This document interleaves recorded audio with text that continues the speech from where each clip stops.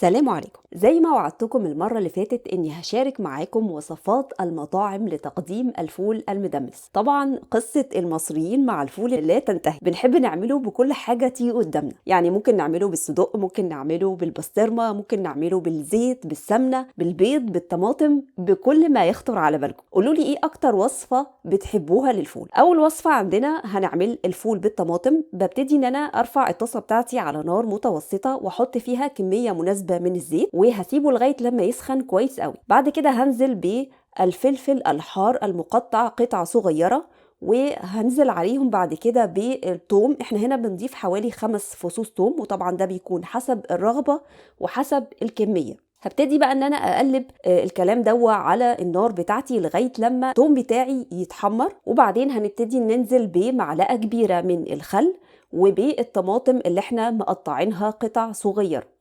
هقلب ده كله مع بعضه تقليبه سريعه، وبعدين هنحط البهارات بتاعتنا وهي من ابسط ما يكون: الملح، الفلفل الاسود، والكمون. طبعا الكمون حبيب الفول.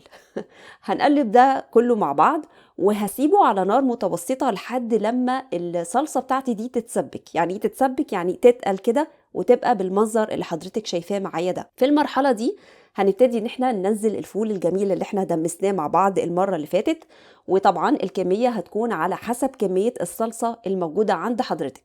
هنقلب ده كله بقى مع بعضه كويس قوي واحنا لسه على النار، وهنسيبه ياخد غلوة لغاية لما يعني يتقل سنة صغيرة ويكون بالمنظر ده.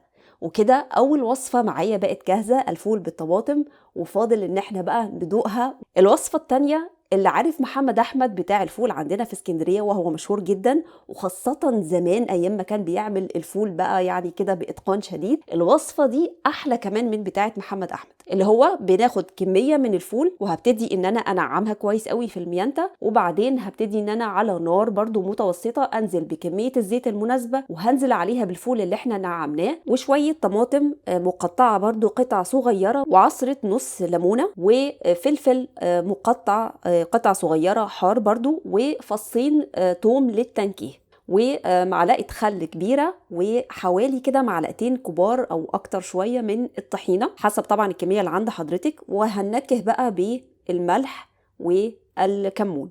هبتدي بقى ان انا اقلب كل المكونات دي بتاعتي كويس قوي وانا لسه على النار لغايه لما الفول بتاعي يوصل للشكل ده كده. هرفعه من على النار، والمكون بقى اللي هيديله يعني نكهه رهيبه جدا. عارفين الورق بتاع الجرجير، مش العيدان، الورق بقطعه قطع صغيره جدا وبنضيفه بعد لما ننزل الفول من على النار وبنقلبه كويس قوي. واستمتعي بقى باحلى فول مطاعم، وهتقولي لي كده ان شاء الله في التعليقات.